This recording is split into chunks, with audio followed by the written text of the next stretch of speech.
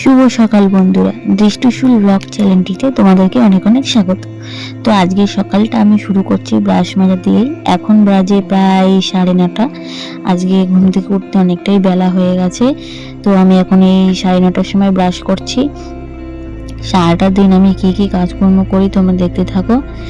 আর এখন অনেকটাই বেলা হয়ে গেল, আমি এখন বেলা করেই কাজকর্ম করব। বাদ বাকি বাড়ির সবার কাজকর্ম হয়ে গেছে, শুধু একমাত্র আমি বাকি। কারণ আমার রাত্রে ঘুমাতেও দেরি করে ঘুমিয়েছিলাম, তাই উঠেছিও দেরি করে। কারণ ঘুমটাকেও তো পোষানোর দরকার, রাত্রির বেলায় অনেক কাজকর্ম থাকে ফোনের। তো এখন আমি বাসন কোসনগুলো ভালো করে গুছিয়ে নেব।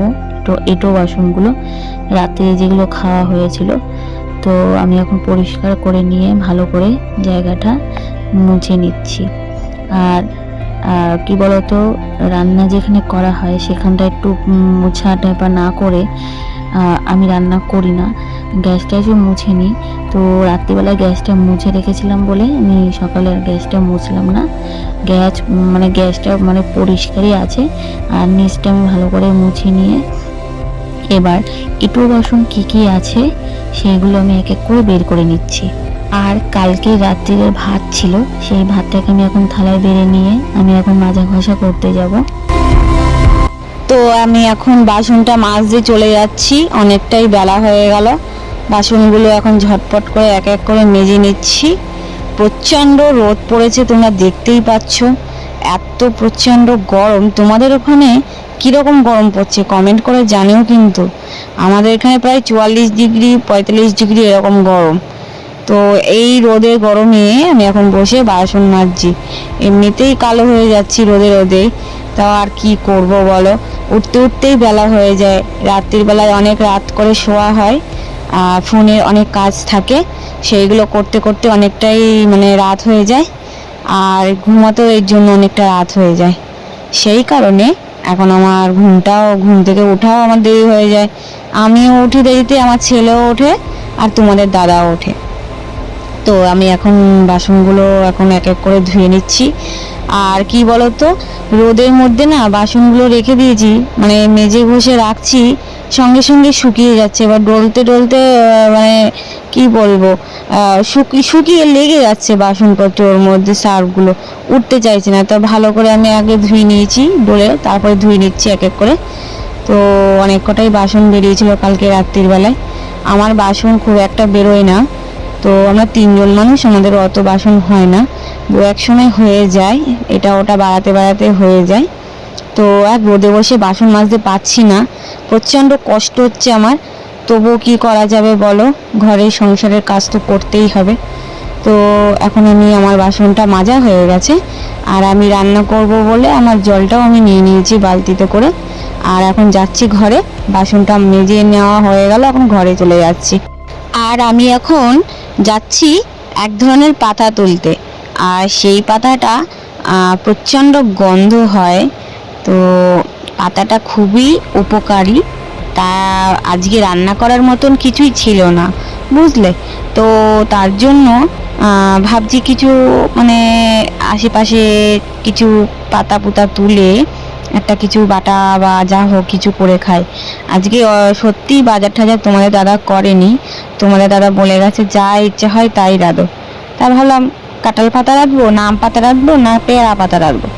তারপরে ভাবলাম ওগুলো তো আর মানুষে খায় না, গরু ছাগলে খায়। তো আর আমি ভাবলাম পাতাগুলো তোমাদেরকে দেখাবো। তো পাতাগুলো হচ্ছে পেঁদো পাতা। পেঁদো পাতার নাম তোমরা শুনেছো, হয়তো খেয়েছো কিনা জানি না। তো আমার কাছে খুবই ভালো লাগে। আর পাতাটা ভীষণ উপকারী, যাদের পেটের সমস্যা আছে এই পাতাটা তোমরা খেতে পারো। এই যে দেখছো পাতাটা, এই পাতাটা তোমরা যে কোনো কিছু করে খেতে পারো, রস করে খেতে পারো, কিংবা বাটা করে খেতে পারো, বা বড়া করেও খেতে পারো, যার যেরকম মনে হবে সে সেরকম করে খাবে। আর এদিকে পুরো পেয়ারা গাছটায় পুরো ঝেঁকে ধরেছে। তো ওই পাশে আমার অনেকটা পাতাই নেওয়া হয়ে গেছে, আমি আর ওই পাশে সেরকম পাতা পাইনি। তো আমি এই পাশে পেয়ারা গাছের আগার দিকে চলে এসেছি। একদম গাছ লতিয়ে ও সারা পেয়ারা গাছে ছড়িয়ে পড়েছে। আর পেয়ারা গাছটা একদম মানে এতটাই মানে পাতাগুলো গজিয়ে উঠেছে যে পেয়ারা পাতা আর এই পেঁদো পাতা অনেকটাই একরকম। তো সেই কারণে পেয়ারা পাতার পেঁদো পাতার আমি বুঝতে পারছি না কোনটা পেয়ারা পাতার কোনটা পেঁদো পাতা। তো অনেকে এই পাতাটাকে ভেজাল পাতা বা পাদুনি পাতা বা পেঁদো পাতা বলে থাকো, আমরা পেঁদো পাতা বলি। তো কেউ খারাপ ভেবো না বা খারাপ মাইন্ড করো না। আর আমার পাতাটা তোলা হয়ে গেছে। এখন দেখো আমার দিদা শাশুড়িও খেতে বসে পড়েছে, মামি শাশুড়িও রান্না করছে। আমার অনেকটা বেলা হয়ে গেল এই পাতা তুলতে তুলতে, কাজকর্ম করতে করতে। তো ঝটপট আমি এখন রান্নাটাও বসিয়ে দিচ্ছি, গ্যাসটাও ধরিয়ে নিয়েছি। আর আমি এখন ধুয়ে পাকলে সব রান্না করে নেব এক এক করে। প্রচণ্ড বেলা হয়ে গেল। তো আমার ছেলেকেও এখনও খেতে দিইনি, ওকেও খেতে দিয়ে দেবো। তো কি করব বুঝে পাচ্ছি না, মানে বেলা হয়ে গেলে কি হয় একটা বলো তো, কাজের তাল পাওয়া যায় না, কোনটা ছেড়ে কোনটা করব আগে বুঝতে পারি না। তো পেঁদো পাতার প্রচণ্ড সেন্ট বেরিয়ে গেছে, সেন্ট ছুটে গেছে। তো অনেকে ভাবছে যে কেউ হয়তো পেদেছে, কিন্তু আসলে তা না। যখনই এই পাতাটা আমি ভাজবো তখনই গন্ধ বেরোবে, প্রচণ্ড গন্ধ বেরোবে তেলের ওপরে যখনই দেব। তো মানে খুবই ভালো লাগে, পেঁয়াজ রসুন লঙ্কা দিয়ে তোমরা করে দেখবে, ঝাল দিয়ে দারুণ লাগে, ব্যাপক স্বাদ লাগে। তো এখন ঝটপট করে রান্না করবো, আর পাতাগুলোকে ভালো করে আমি ঝটপট করে ধুয়ে নিয়ে রান্নাগুলো সেরে নেবো। আর তো আমার রান্না এখন হয়ে গেছে, এক এক করে আমার রান্না প্রায় হয়ে গেছে। আমি যা যা সব রান্না করেছিলাম, এই যে সয়াবিন দিয়ে দেশি মুরগির ছাল দিয়ে রান্না করেছিলাম। আর আমার রান্না প্রায় কমপ্লিট। সব থেকে বড় কাজ হচ্ছে রান্না, স্নান আর পুজো। তো এই দুটো ডিম আমার মামি শাশুড়ি দিয়েছিল, ওদের বাড়ির মুরগির, দেশি মুরগির ডিম। তো ছেলেকে দুটো দিয়ে গেছে, তো সেই ডিম দুটো রেখে দিয়েছি। আর রান্নাটাও আমার হয়ে গেছে, কমপ্লিট হয়ে গেছে, মেন কাজটাই আমার হয়ে গেছে। তো আমি এখন ঝটপট করে বাদ বাকি কাজগুলো করে নেব, কারণ রান্না হওয়ার পরে আরও অনেক আদার্স কাজ থাকে, যেমন ধরো রান্নাঘর গুছিয়ে রাখা, পরিষ্কার পরিচ্ছন্নভাবে রাখা, মুছে টুছে রাখা। তো আমি এখন সেটাই করছি। তো আমি এখন ঝটপট করে সেগুলো করে নিই।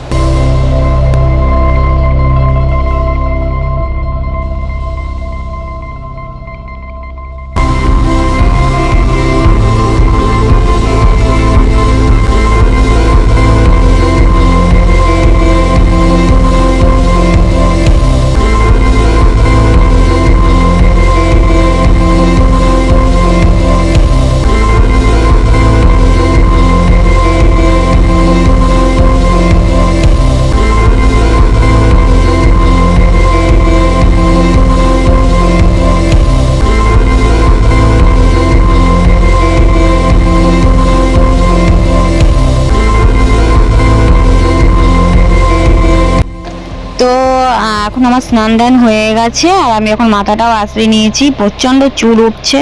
তো চুলগুলো আমি যত্ন করে রেখে দিই, আমি চুল দিয়ে অন্যান্য জিনিসগুলো আমি নিতে পারি। তো চুলগুলো প্রথম প্রথম আগে আমি ফেলে দিতাম, এগুলো করতাম, এখন আর করি না, কারণ আমি চুলগুলো এখন রেখে দিই। আমার মাথায় এখন প্রচণ্ড চুল ওঠে, কি করব বলো। তো কি আর করা যাবে, এখন আমি সিঁদুর টুদুর আদার্স যা আছে সব কিছু পরে নেবো।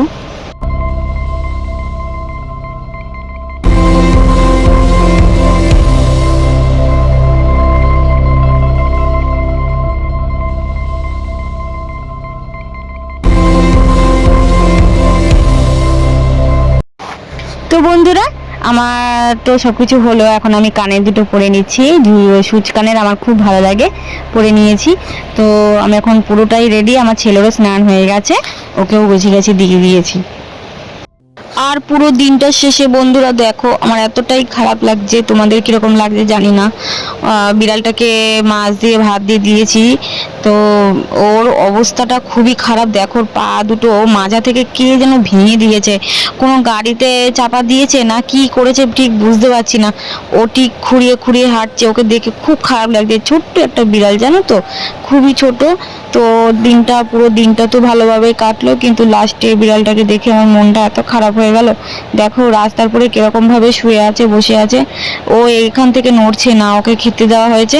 আর ওর পাটাকে দেখো কিরম ভাবে ভেঙে দিয়েছে, পাটাকে সোজাও করতে পারছে না। এতটা খারাপ লাগছে আমার, খুব খারাপ লাগছে, আমার কান্না পেয়ে গেছিলো। কি বিড়ালটার এরকম অবস্থা করলো বলো, মানুষ কতটা খারাপ হতে পারে। বিড়ালটার এরকম ভাবে মানে মাজা থেকে ভেঙে দিয়েছে। তো বিড়ালটার খুবই কষ্ট হচ্ছে, ও তো বোবা জাত, ও কিছু বলতে পারছে না। কি অবস্থা বলো বন্ধুরা। তো কি আর বলবো, আমার খুবই খারাপ লাগছে পুরো দিনটার শেষে। তো বন্ধুরা, ভিডিওটিকে আমি আর বড় করছি না, আমার মুডটাই খারাপ হয়ে গেছে। ভিডিওটি ভালো লাগলে লাইক কমেন্ট শেয়ার করে দিও। টাটা।